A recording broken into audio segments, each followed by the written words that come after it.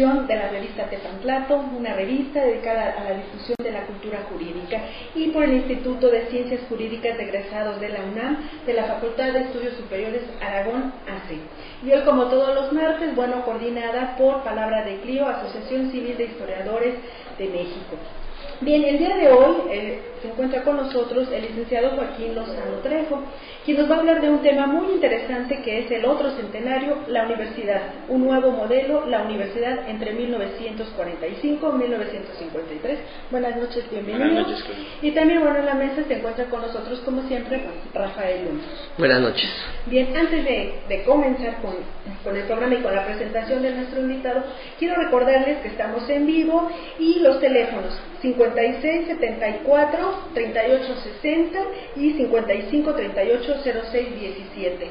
Asimismo, también les recuerdo nuestro correo electrónico tepantlatoenvivo@hotmail.com.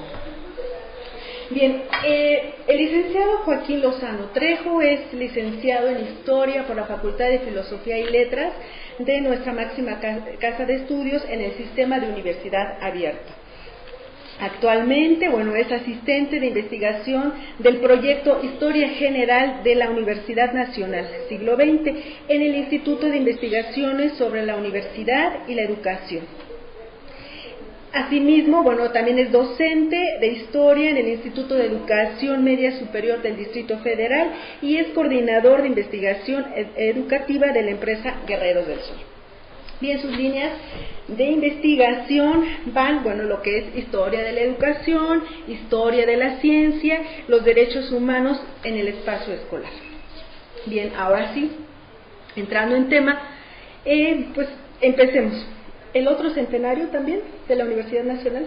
Sí, efectivamente, el otro centenario, ya que estamos en este año nodal en cuanto a festejos, recordando el bicentenario de la independencia, el centenario de la revolución, una vez perdemos un poco de vista este centenario que también se va a festejar, que la universidad tendrá bien festejar, que es precisamente los 100 años de esta Universidad Nacional. Nosotros de repente tenemos esa creencia de que hay una línea de continuidad directa entre esta universidad y la Real Universidad de México, o también llamada Real y Pontificia Universidad de México, que viene del siglo XVI. Y en realidad yo creo que sería más correcto decir que sí tenemos 450 años a casi 500 años de tradición universitaria, pero esta universidad tiene 100 años, ¿no? Aquella universidad, si recordamos, en el siglo XIX fue cerrada en varios intentos por los gobiernos liberales que llegaron al poder en esta confrontación muy particular que se dio entre liberales y conservadores durante el siglo XIX, y que sería cerrada definitivamente durante el periodo que se conoce como el Segundo Imperio. A partir después del Segundo Imperio, ya con los gobiernos de Juárez y de Porfirio Díaz, se instituye otro esquema de educación superior a través de las escuelas nacionales, ¿no? La Escuela Nacional de Jurisprudencia, la Escuela Nacional de Medicina, la Escuela Nacional de Ingenieros, y que finalmente estas escuelas son las que aprovecharán cuando finalmente se concretice este proyecto de Justo Sierra, que es quien promueve realmente la creación de esta universidad. Justo Sierra batalló para poder establecer nuevamente una universidad en nuestro país, porque en la época se asociaba esta idea de universidad con este esquema propio de lo que fue la Real y Pontificia Universidad de México, de tal manera que muchos pugnaban porque se conservara ese esquema de educación superior. Después de 2 intentos, finalmente hacia finales de lo que fue el régimen porfirista, fue aceptada la propuesta de Justo Sierra y se creó la Universidad Nacional, ¿no? Un organismo que, bajo la directriz del Estado, intentaba concentrar los esfuerzos en cuanto a educación superior y difusión de la cultura en nuestro país. Desgraciadamente o circunstancialmente, el nacimiento de esta universidad en septiembre de 1910 se vio sorprendida no solo por el régimen de Porfirio Díaz, sino en las circunstancias en que se dio el término de este régimen, ¿no? que fue por medio de una revuelta armada, de tal manera que en breve esta universidad se vio, digamos, sin paternidad, o sea, se vio privada de la paternidad inicial de Justo Sierra dentro del esquema del régimen porfirista. En consecuencia, pues batalló básicamente aproximadamente unas 3 décadas en encontrar un lugar, poder empatar nuevamente con un proyecto de Estado o como parte de una estrategia de Estado, que bueno, ya ahorita hablamos en la cuestión del nuevo modelo, pero que entonces fueron 3 décadas en donde la universidad, este cuerpo ya constituido que había aprovechado ya la existencia de las escuelas nacionales, entre ellas la Escuela Nacional Preparatoria, el bachillerato, y también la Escuela Nacional de Altos Estudios, junto con la de Jurisprudencia, Medicina, Ingeniería, entre otras, pues ya finalmente luchó por consolidarse como universidad, ¿no? Que este esfuerzo finalmente no se viera derruido ante la nueva circunstancia de conflicto armado y ante los nuevos grupos de poder. Entonces, en estas primeras décadas hubo intentos por asimilarla, bajo la dirección de la Secretaría de Educación Pública, cuando nace esta con Vasconcelos en los 20, en el gobierno de Álvaro Obregón, pues la universidad se le asignan ciertas funciones, ¿no? Pero fue un batallar a lo largo de estas 3 décadas. Hubo un momento en que dejó ser Universidad Nacional, cuando en 1933 un sector de la universidad se negó a encabezar el proyecto de educación socialista que impulsó primero Plutarco Elías Calles y que después desarrolló el general Lázaro Cárdenas en los otros niveles educativos, de tal manera que esta universidad se le dio plena autonomía con la Ley Orgánica de 1933. Nosotros tenemos en mente la de autonomía del 29, pero en realidad, con todo y que se festeja la autonomía en 1929, todavía el presidente de la República tenía algunas facultades de intervención en el nombramiento, particularmente del rector y en algunas cuestiones de la vida universitaria. Será hasta la de 33 donde ya se plantea una separación total entre el Estado y la universidad, y esto implicaba que en términos nominativos nominales, la universidad dejaba de ser nacional, entonces era la Universidad Autónoma de México, así lo estipulaba la Ley Orgánica 33, y el Estado renunciaba a financiar presupuestalmente esta universidad. Se le asignó un presupuesto de 10 millones y era todo lo que iba a dar el Estado a la universidad. La universidad se tenía que responsabilizar por allegarse de sus propios recursos, dado que no se había alineado a estas directrices planteadas por el Estado. Esta década de los 30 fue una penuria como lo habían sido los años previos, y como ya veremos que no se ha resuelto hasta nuestros días, de la insuficiencia de recursos. Y entonces, pues ya con el general Lázaro Cárdenas, ahí los rectores de la época buscaron mecanismos para seguir obteniendo presupuesto estatal, ya que si por sus propios recursos era prácticamente inviable que la universidad pudiera subsistir. Y bueno, es hasta en 1945, en la coyuntura de un conflicto, donde se concatenan una serie de factores relacionados con un nuevo proyecto económico o de acumulación que se empieza a dar a partir de los 40 y que tiene sus raíces en esta coyuntura de la Segunda Guerra Mundial, donde de alguna forma se empiezan a alinear los intereses o la fuerza de ciertos grupos al interior de la universidad con algunos intereses, estrategias planteadas por el Estado, y donde empiezan a empatar y que toman forma primeramente en lo que es la Ley Orgánica de 1945, que es la que nos rige hasta la actualidad, y que finalmente logra establecer una especie de acuerdo entre el Estado y la universidad, que claro, no es idílico, que obviamente cada institución bajo sus propias inercias, y que no estuvo exento de ciertos roces, de ciertos momentos álgidos, y que que se manifestaban básicamente en el hecho de que algunos rectores perdieron el apoyo estatal, y ante ciertos movimientos sobrevenía su caída. Pero finalmente este nuevo modelo, que de alguna forma es el modelo de universidad que nosotros conocemos, con todos los ajustes que ha habido a lo largo de estas décadas, pues nace en 1945. Y más remitiéndome a tu pregunta inicial, bueno, este es un poco como que a rasgos generales esta circunstancia del nacimiento de esta universidad, que también en este 2010, en septiembre de 2010, cumple 100 años y pues obviamente también habrá festejos de este centenario de esta institución que desde mi punto de vista ha sido relevante en la historia contemporánea de nuestro país. A veces digo, no sé tanto por juzgar, pero coincido con alguna expresión de nuestro actual rector José Narro cuando decía que pues no se sabría que sin la universidad de este país fuera peor o mejor, pero sí sería distinto, ¿no? La existencia de la universidad ha marcado de manera positiva algunos de los aspectos del desarrollo de este país. Y en esa primera etapa, que estamos hablando del nacimiento de lo que el fin de la Real y Pontificia Universidad de México, y el impulso que le dio Justo Sierra, ¿qué papel juega Gabino Barrera, por ejemplo, ¿no? En un nuevo proyecto de educación, ¿no? Bueno, ¿qué papel juega?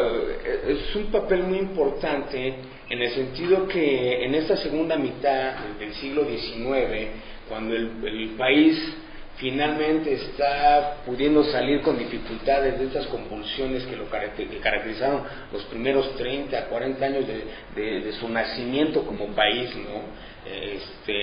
Finalmente termina el Segundo Imperio, los ejércitos franceses se retiran del país y Juárez empieza a luchar por establecer una institucionalidad que ya había dibujado a través de las leyes de reforma, por establecer el Estado moderno en México, ¿no? Un Estado de corte liberal, pero finalmente un Estado que se sustentara sobre instituciones sólidas y que, bueno, finalmente a Juárez ya no le da mucho el tiempo para consolidar esto, pero que de alguna forma la famosa Pax Porfiriana sí podrá continuar.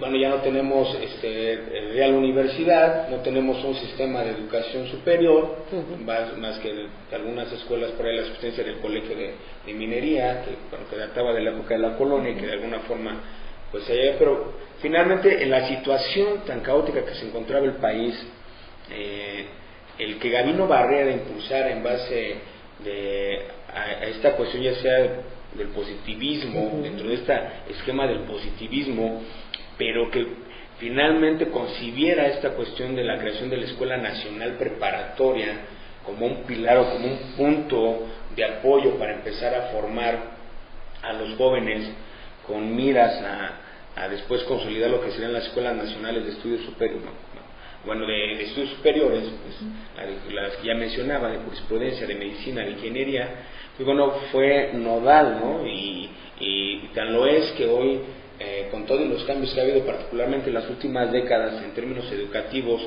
a nivel mundial y en nuestro país, pues la Escuela Nacional Preparatoria sigue existiendo y sigue siendo un baluarte no solo de la universidad, sino del sistema de educación media superior de nuestro país.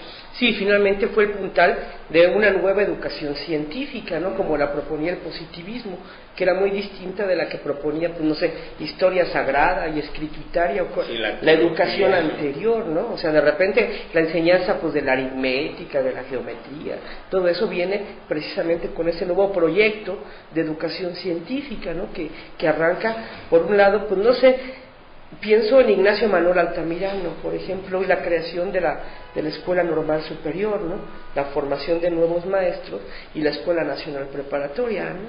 Sí, exactamente, bajo este impulso ya una vez que el liberalismo, estas cuestiones se empiezan a consolidar a través de que finalmente las leyes de reforma o los gobiernos de Juárez, de Lerdo y de Porfirio Díaz logran establecer esta institucionalidad, pues bueno, con todos sus bemoles y con las circunstancias particulares que todavía tuvo esta segunda mitad del siglo XIX, hubo intentos de estas personas, de estos intelectuales, por empezar a establecer un sistema de educación, ¿no?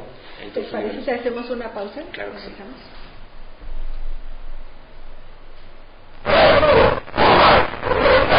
Regresemos. El Instituto de Ciencias Jurídicas de Estudios Superiores te invita a la licenciatura en Contaduría, licenciatura en Derecho, con horarios flexibles, profesores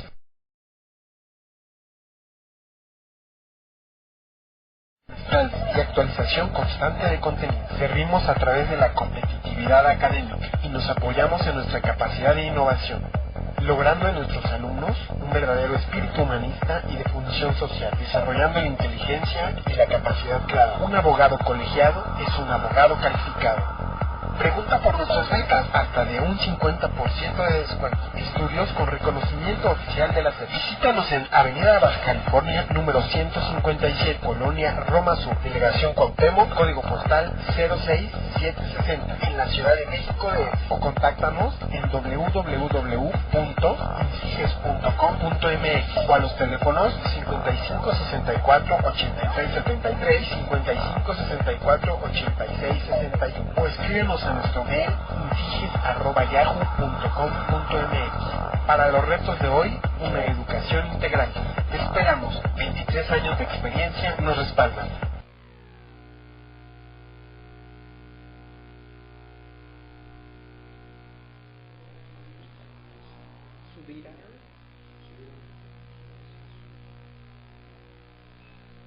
Ya estamos aquí de regreso de Tepaztlátl en vivo.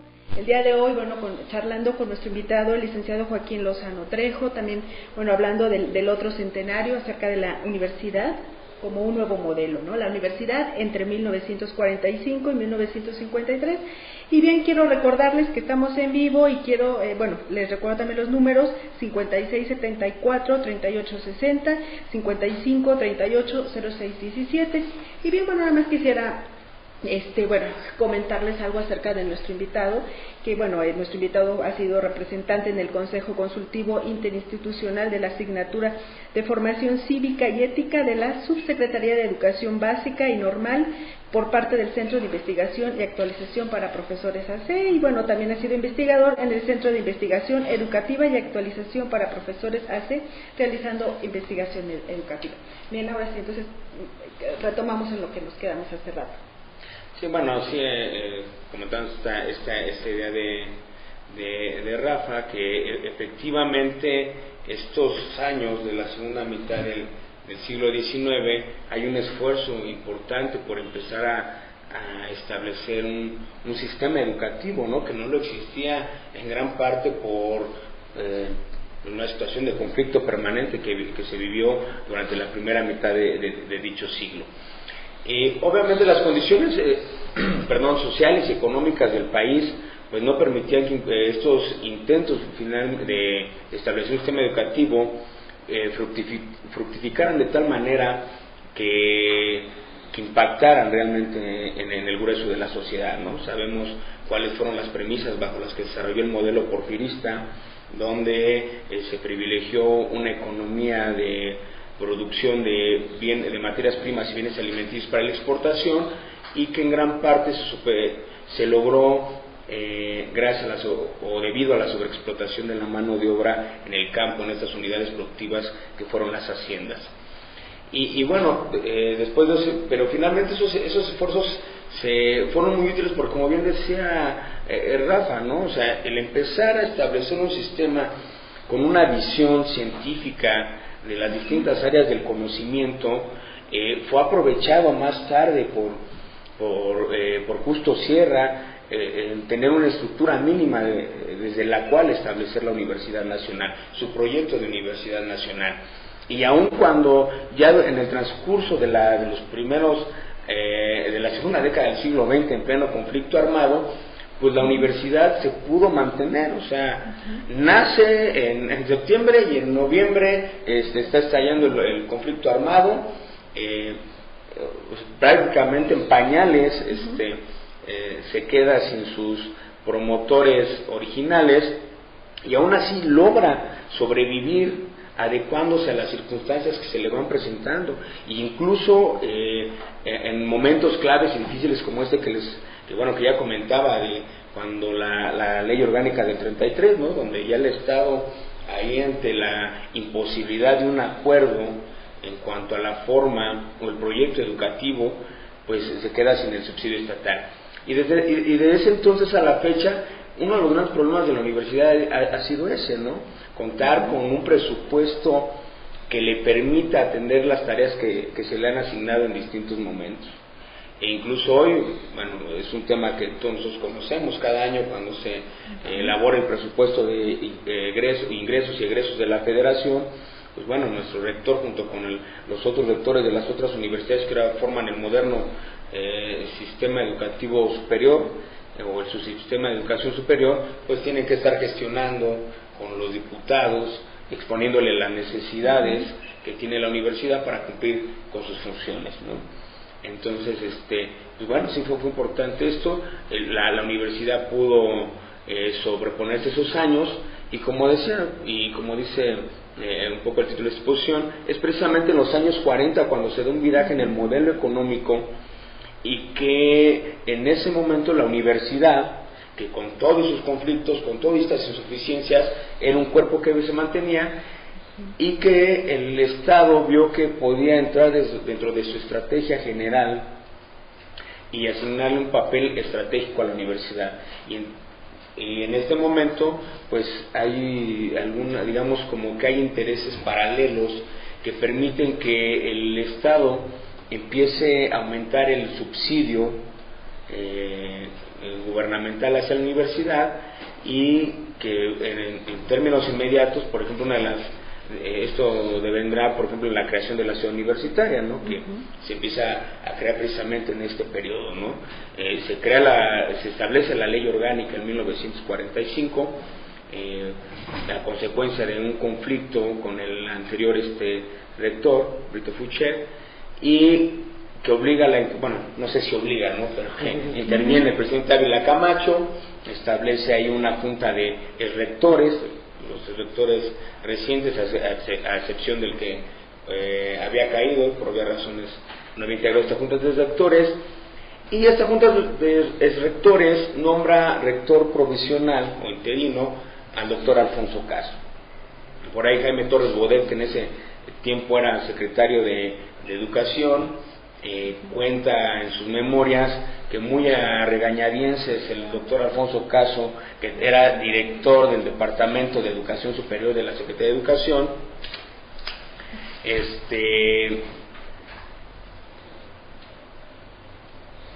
cuenta que pues fue casi obligado por el presidente Ávila Camacho a que hiciera caso a esta vocación universitaria de intervenir, ¿no?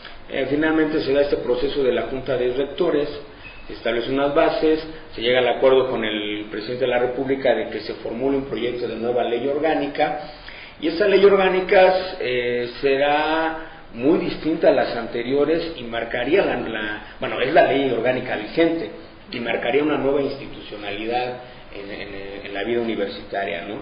De entrada, al crear figuras como el de la Junta de Gobierno, que no existía, al desaparecer las academias de estudiantes y de profesores que en las anteriores legislaciones universitarias existían, y que en ellas recaían facultades como el de intervenir directo e indirectamente en la elección de directores de escuelas o facultades, de tener mayor intervención en la vida universitaria, en la vida de sus escuelas, y que bueno, las autoridades argumentaban que esto ocasionaba constantes conflictos entre estudiantes, entre profesores, por ese poder que ellos tenían de intervenir, ¿no? Y entonces esta nueva ley orgánica establece un esquema muy vertical, en donde los estudiantes pierden paridad en los órganos por ejemplo, en el Consejo Universitario. El Consejo Universitario ahora va a estar dominado por los directores de las escuelas y facultades, de los institutos,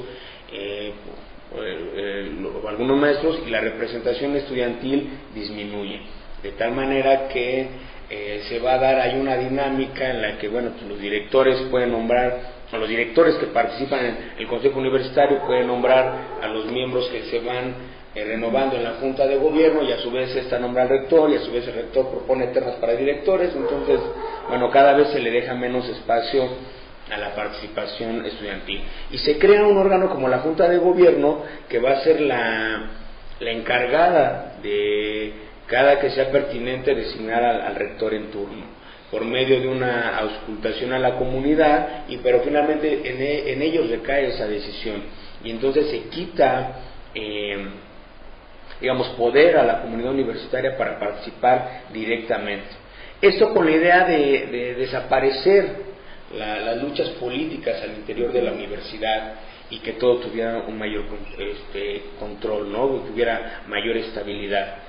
Y bueno, en este nuevo modelo, pues bueno, se logra el apoyo del gobierno con mayores recursos, porque también el Estado empieza que empieza a establecer un modelo de modernización, de industrialización, que empieza a demandar cuadros calificados, principalmente técnicos y profesionistas en distintas áreas, pues ve que esta institución que había logrado mantenerse durante las primeras décadas puede ser muy útil para poder formar estos profesionistas, esta mano de obra calificada de alguna forma, que están demandando la expansión que está teniendo la economía nacional en estos años, vía a un modelo de industrialización basada en la sustitución de importaciones, ¿no?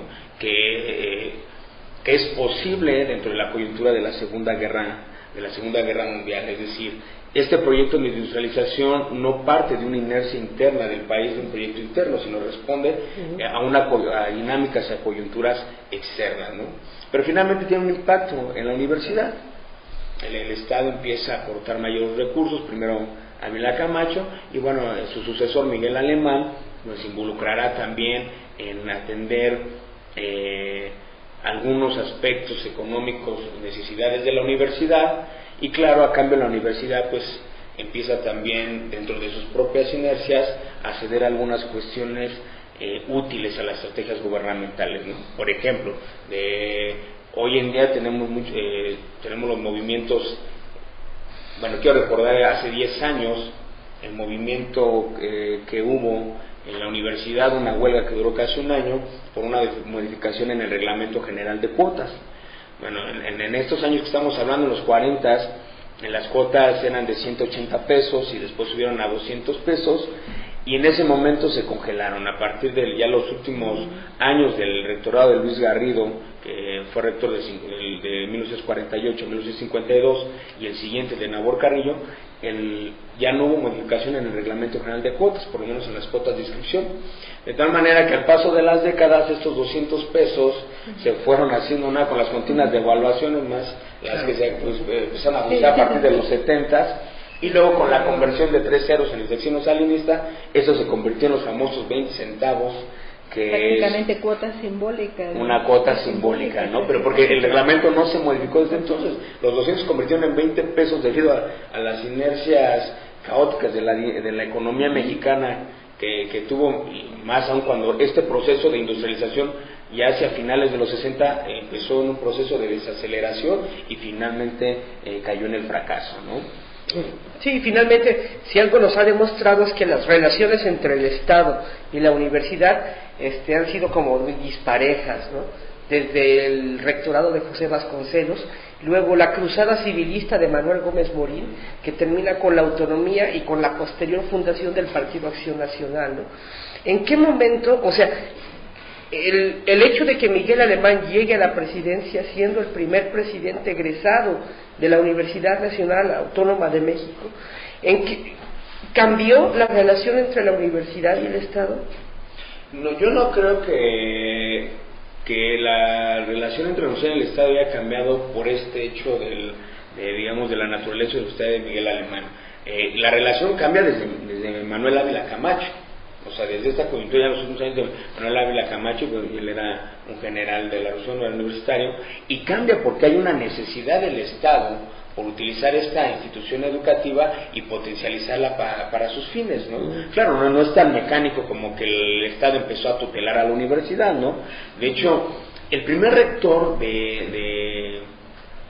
ya bajo esta nueva ley orgánica de 45 es el licenciado Genaro Fernández Magregor, que dura en el cargo escaso un año, ¿no? Entra por ahí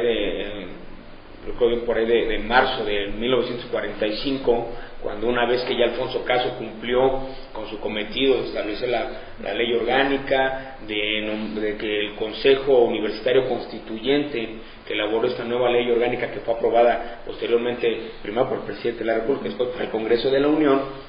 Y la polémica con Lombardo, ¿no? Acerca de la pero esa fue en el 33, ¿no? Ajá. O sea, la polémica con Lombardo Toledano es precisamente en el 33 cuando... Y que tiene que ver con la universidad pública, con la ¿no? universidad pública, o sea, cuando Cuando este gobierno de Plutarco Elías Calles y este planteamiento del plan sexenal, que ya es el antecedente o la plataforma bajo la que se va a lanzar la candidatura de Cárdenas, se establece la educación socialista como el modelo a regir a nivel nacional, Lombardo lo apoya, pero Caso dice, no, la universidad no puede seguir un proyecto político particular. ¿Parece que hacemos una pausa? Sí, claro.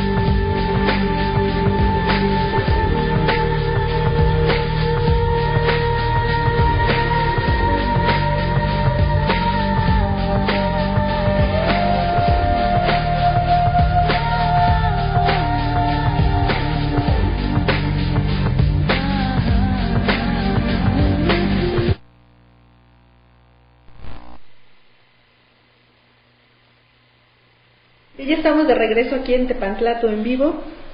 Y bueno, les recuerdo que estamos charlando con el licenciado Joaquín Lozano Trejo estamos hablando acerca de la universidad, y también quiero recordarles los teléfonos 56 74 38 60 y 55 38 06 17. También les recuerdo el correo electrónico tepantlatoenvivo@hotmail.com.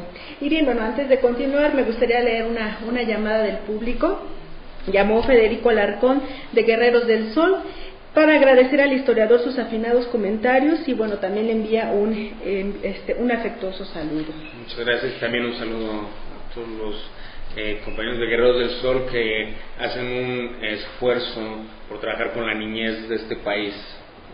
Bien, bueno, ahora sí, continuamos en lo que nos queda, ¿no? Con el caso. Sí, estamos recordando precisamente, esta controversia, caso Lombardo Toledano, que se da a principios de los años 30 y que finalmente deviene esto que se llamó, ¿no?, la Ley Orgánica del 33.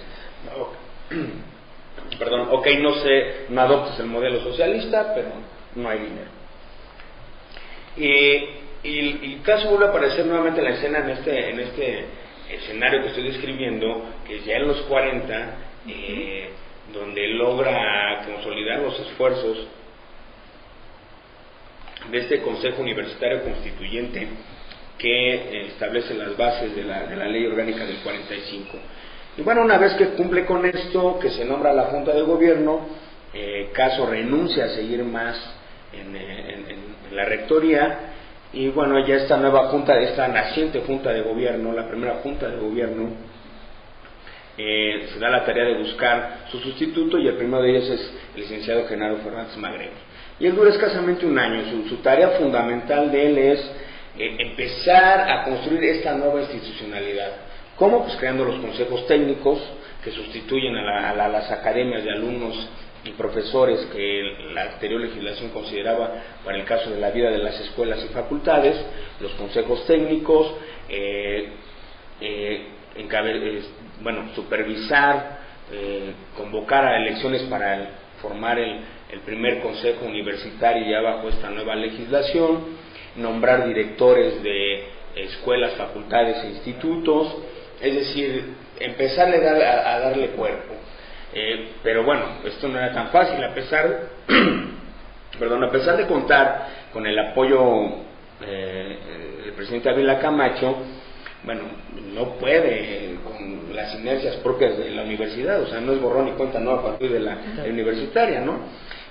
Finalmente, esta nueva institucionalidad, este nuevo modelo, es posible a que el sector liberal de la universidad, de los liberales, el buen representante Caso, empieza a tomar el control, pero que bueno, eso por solo no desaparece a los grupos que ellos llamaban conservadores o de ultraderecha.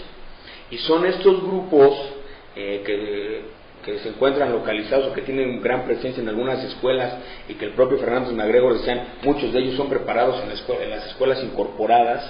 Entonces por ahí tiene un problema con la Universidad de Guadalajara, porque bueno, sí son estas escuelas privadas que están incorporadas a la universidad y donde hay muchos reductos conservadores, y desde ahí se empiezan a formar grupos que empiezan a acusar de izquierdizante a MacGregor y a García Maínez, que es el secretario general de la universidad, y entonces empiezan a aprovechar ciertas cosas para poner en tela de juicio la autoridad universitaria. Hay un conflicto por la dirigencia de la FEU, de la Federación Estudiantil Universitaria, y en este conflicto pues, el grupo conservador, encabezado por Luis Orcasitas, estudiante de odontología, aprovechan una coyuntura que se da en la Facultad de Medicina, o la Escuela Nacional de Medicina, en la que dice el rector MacGregor, bueno, pues vamos a hacer cumplir la ley, ya tenemos una nueva ley, vamos a hacerla cumplir. Y entonces suprime algo que se llamaban exámenes condicionales, y que permitía a estudiantes acreditar por medio de esos exámenes materias de semestres superiores, aún debiendo materias de semestres anteriores. Y MacGregor dice, bueno, la legislación prohíbe esto. Y entonces ese es el motivo por el cual es tomada el edificio de la rectoría y es tomada la escuela de medicina. Claro que estamos hablando de los edificios que la universidad se encuentra ubicada en el centro de la Ciudad de México, ¿no? El famoso barrio universitario. Y bueno, este conflicto realmente a la larga provocaría la caída de Fernández MacGregor, porque Fernández MacGregor dice, bueno, el principio de autoridad de la universidad para él se vuelve en un punto nodal en el tratamiento del conflicto, y entonces conmina a los estudiantes a abandonar los edificios universitarios, les plantea opciones para que se regularicen en cuanto a sus materias, pero sí de entrada expulsa a los 6 líderes y amenaza con expulsión a todos los demás. Los estudiantes terminan abandonando la bandera de los exámenes condicionales, y entonces el conflicto se plantea entre expulsión o no expulsión. Y bueno, aquí es donde lo que dice Rafa es ir y venir entre las relaciones del Estado y la universidad. Ávila Camacho termina presionando de, mira, te vamos a apoyar para ayudarte a resolver este asunto que desalejen, pero levanta las expulsiones, ¿no? Condónalas. Y MacGregor dice, no, porque entonces ya sería un precedente muy claro, y entonces daría cuenta de que las autoridades universitarias están de nombre pero no de hecho.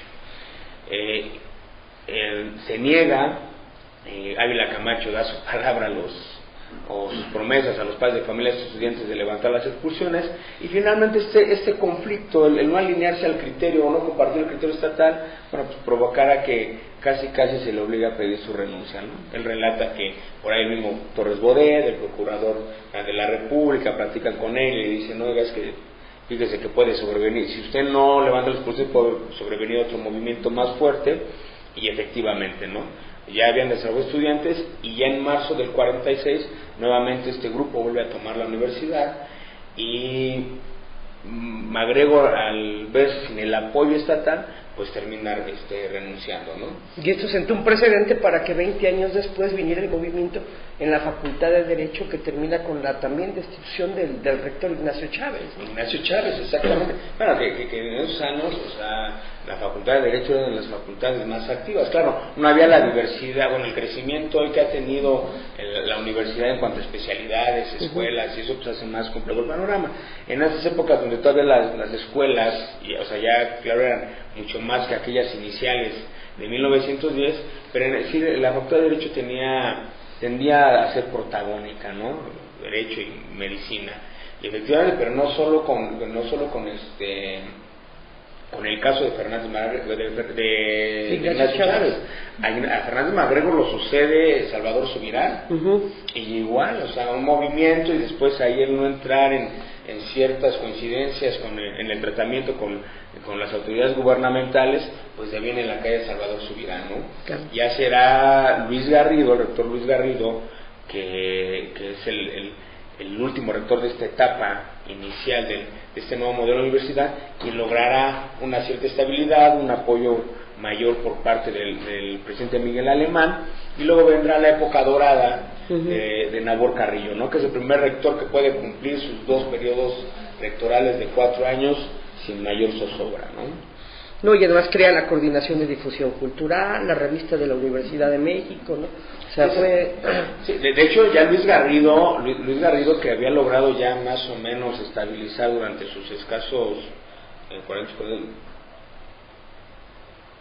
4 años, 5 años que estuvo al frente del rector de la universidad, y que básicamente su segundo periodo, dice por ahí Jesús Silva Herzog, que en aquel entonces era miembro de la Junta de Gobierno de la universidad, él dice, bueno, hubo una sugerencia por parte del presidente Miguel Alemán para que una vez que Luis Garrido había terminado su primer periodo rectoral, pues que bueno, que se le permitiera continuar, se reeligiera para terminar esta cuestión de la construcción de Ciudad Universitaria, ¿no? Claro. Que empieza a construirse en 1950 y que casi es terminar en el 52, pero como Miguel Alemán también terminó su periodo presidencial, pues bueno, tuvieron que inaugurarla personalmente el 20 de noviembre de 1952, aunque fue ya en el 53, 54, parece que 54, cuando al rector Nabor Carrillo ya le toca mudar la universidad del barrio universitario del centro de la ciudad hacia las nuevas instalaciones de lo que es la ciudad universitaria. De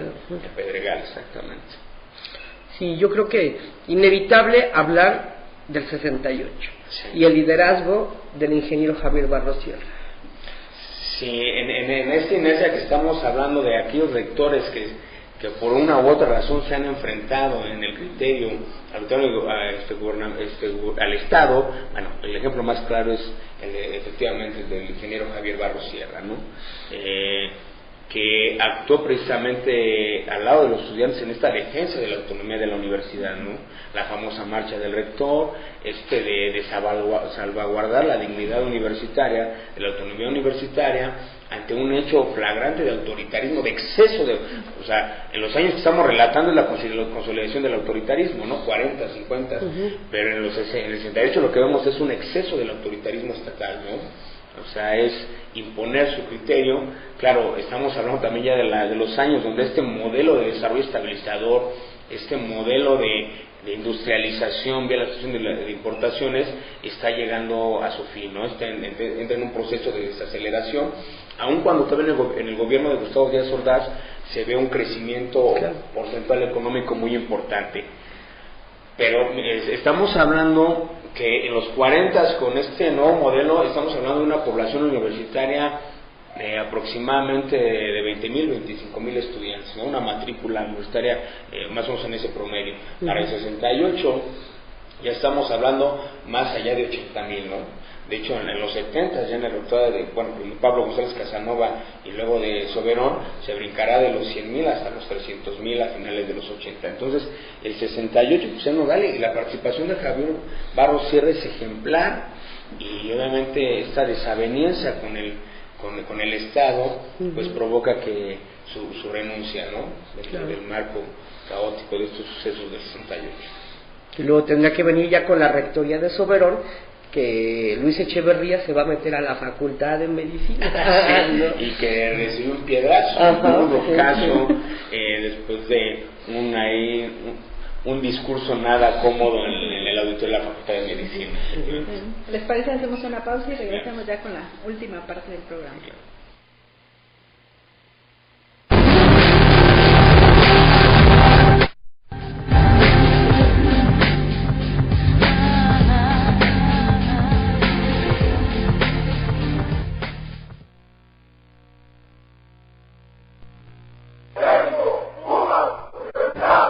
Regresamos.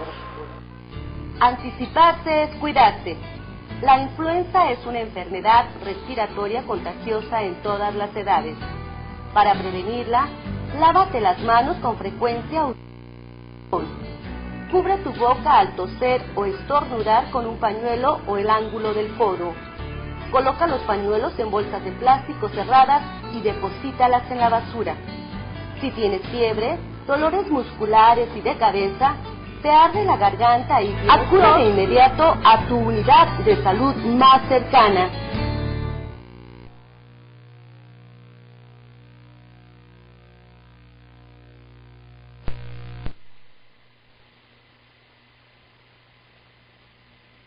Bien, ya estamos aquí de regreso en la última parte de Tepantlato en vivo. Estamos charlando con el licenciado Joaquín Lozano Trejo de un tema muy interesante acerca de la Universidad Nacional, a otro centenario más. Y bien, bueno, les recuerdo que estamos en vivo, les vuelvo a recordar los teléfonos 5674-3860 y el 55380617. Bien, y bueno, también lo voy a leer aquí, me voy a permitir leerle también aquí a nuestro invitado otra llamada del ingeniero Horacio Barrientos. Felicita el programa y más al licenciado Lozano, ya que la entrevista es bastante clara y dice que es un gusto que una persona egresada de la UNAM sea tan culta y se desenvuelva como el licenciado Lozano al hablar del tema de hoy. Y bueno, le manda un gran saludo. Muchas gracias, igual saludos al ingeniero y bien, bueno, ya estamos en la última parte y bueno, ¿qué podemos concluir o alguna reflexión final? ¿Qué podemos decir? Bueno, yo quisiera cerrar en este sentido, en que bueno, más allá del festejo de los 100 años de un cumpleaños, de 100 años de Constitución, yo creo que es un buen momento para reflexionar sobre este papel que ha tenido la universidad.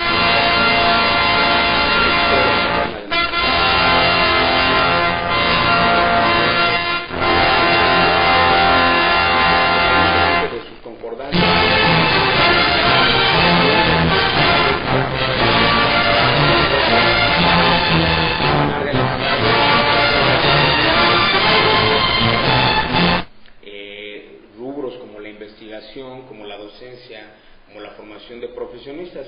Si bien es una universidad que desde el nacimiento de este nuevo modelo está condicionada a la creación de profesionistas y la investigación no tiene mucho peso, porque bueno, la investigación, el desarrollo de ciencia y tecnología no ha sido una prioridad para los regímenes de nuestro país, nunca en su historia, y de los contemporáneos no son la excepción. Con todo y esa insuficiencia de recursos, con esa omisión clara de no apoyar el desarrollo de ciencia y tecnología, con todo y eso la universidad ha hecho esfuerzos y ha tenido logros muy importantes en las distintas áreas del conocimiento, de tal manera que es la institución que carga con un mayor porcentaje en cuanto a la investigación científica en nuestro país. Valorar esos esfuerzos personales, colectivos, institucionales, por aportar cosas positivas al país, aun cuando en distintos momentos de su historia no ha contado con el apoyo necesario, ¿no? La insuficiencia de recursos ha sido algo crónico, ¿no? Aun cuando aparentemente hay un gradual aumento en el presupuesto a través de las décadas recientes, en realidad es insuficiente para el nivel de tareas asignadas a la universidad, al número de estudiantes que ha tenido que atender, debido a que pues, finalmente no hay proyectos estatales que subsanen en ese sentido. Pero además no nada más ha sido falta de apoyo, sino a veces agresiones directas, y tenemos que en el 79, ¿sí?, cuando viene la huelga que dio origen al Estunam, ¿sí?, tenemos a la policía de Durazo invadiendo Ciudad Universitaria, prohijada por el doctor Soberón, por ejemplo, ¿no? Y luego el movimiento del 87, bueno, yo fui teórica, es de mi generación, sí, y terminar finalmente en el estado en que entrega la rectoría el doctor Barnés, ¿no?, a mitad de una huelga que perjudicó bastante, y luego todo el esfuerzo que hizo el doctor de la fuente para empezar a remontar, ¿no?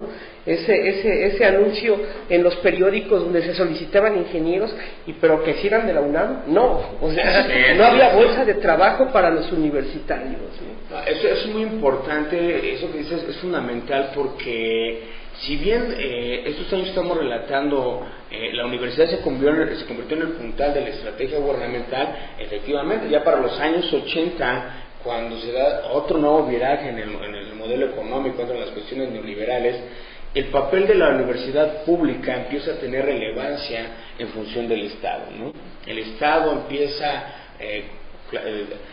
tenemos crisis económica a fines del sexenio de López Portillo, y bueno, hay un ajuste estructural, le llaman los Chicago Boys, del sexenio de Miguel de Madrid para acá, y la educación pública, el Estado empieza a desatenderse de sus funciones nodales y que muchas están establecidas en la Constitución. En el caso de las universidades públicas las empieza a dejar al abandono. Hay un incremento de la participación de las universidades privadas o del crecimiento de las universidades privadas de la década de los 80 a la fecha. De tal manera que no es gratuito que la universidad pública empiece, en este caso la universidad, empiece a sufrir agresiones directas, ¿no? Ya no representa una inversión, sino que ahora representa un gasto desde la perspectiva de las élites gubernamentales actuales. Y eso ha permitido este tipo de agresiones, que en el caso de la huelga del 99, que empezó en abril del 99 y terminó en el 2000, prácticamente el Estado apostaba a que la universidad muriera de inanición, ¿no? De inactividad, ¿no? Se ruyeron las negociaciones y finalmente la salida, ya una vez que Juan Ramón de la Fuente había sustituido a Francisco Barnés, fue la entrada de la Policía Federal Preventiva a Ciudad Universitaria, ¿no? Y esto, como fue en el 68, como fue en el 79, como fue en el 86, bueno, el CEU, y como fue en esta época más reciente, en el último conflicto universitario, que fue en 1999-2000, siempre a los universitarios nos lastima que las fuerzas represivas del Estado ocupen el campus, ocupen las instalaciones, por la falta de voluntad realmente resolver los problemas universitarios, ¿no? Y que el Estado tenga que intervenir de esta manera tan brutal, ¿no? Bien, finalmente queremos presentarle, ¿dónde está la cámara? El nuevo número de la revista Tepantlato, que tiene en la portada a la ministra Olga Sánchez Cordero, y tiene, aquí está,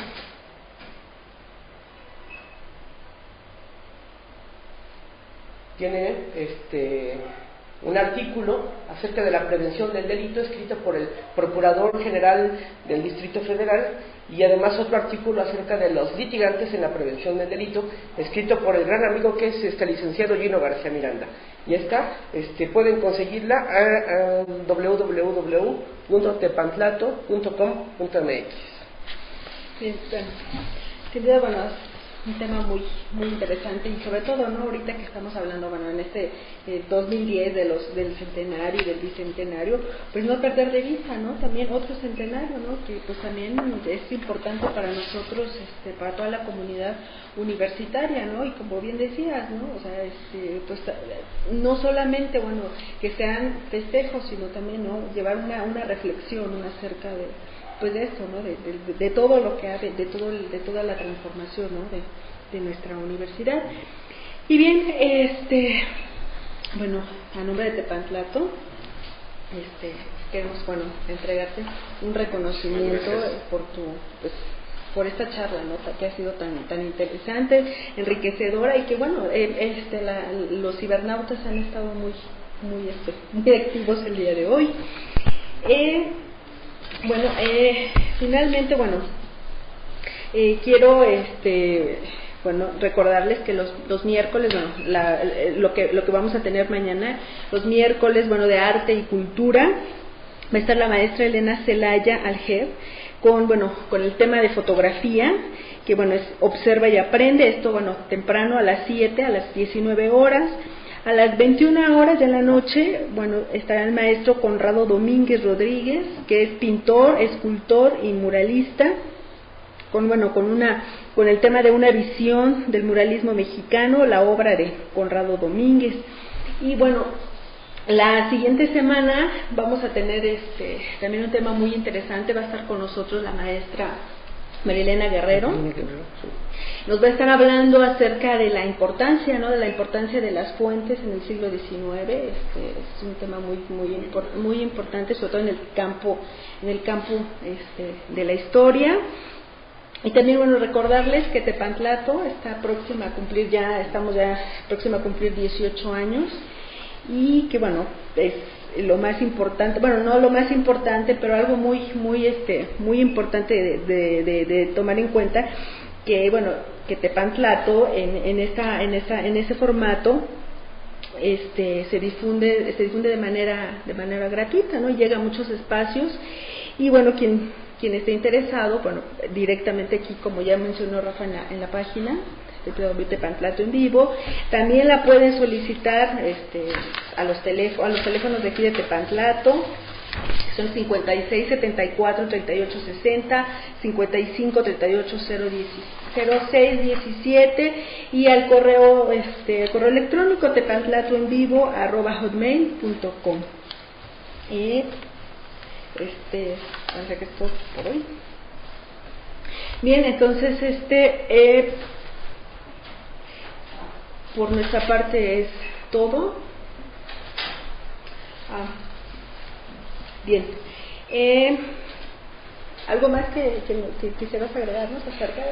No, pues agradecerte, Claudia, agradecerle a Rafa, agradecer a Tepantlato por esta oportunidad de hablar sobre nuestra máxima Casa Estudios, una institución fundamental en la construcción del medio contemporáneo, y que bueno, que no solo reflexionar en lo que ha aportado, sino que puede aportar en este nuevo contexto, en estas nuevas dinámicas que plantea el siglo XXI, en estas cuestiones tan urgentes que necesita nuestro país, en el cual cada vez nos vemos sin menos rumbo hacia dónde ir, y que bueno, los universitarios, como en otros momentos de historia, debemos de ser claves para luchar por darle rumbo a este país, ¿no? Luchar por cuestiones como el desarrollo de ciencia y tecnología, que, como comentaba, no ha sido algo estratégico, fundamental en la historia de nuestro país, y que bueno,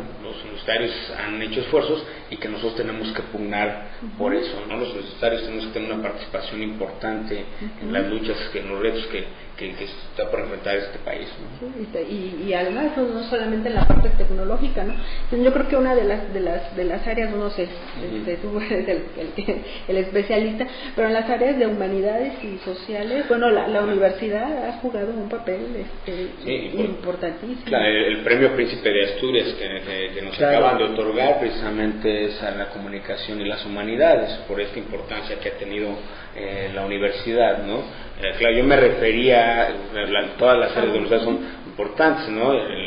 Escuchaba el otro es una charla del maestro Raúl Domínguez, ustedes conocen, donde él planteaba de una manera muy clara cómo dentro de muchas de las interrogantes o de cuestiones que se nos hacen confusas de entender en cuanto a nuestra realidad contemporánea, encuentran una respuesta casi clara y contundente en el desarrollo de disciplinas como la historia, ¿no? Claro, no solo la historia, las demás ciencias sociales, ¿no?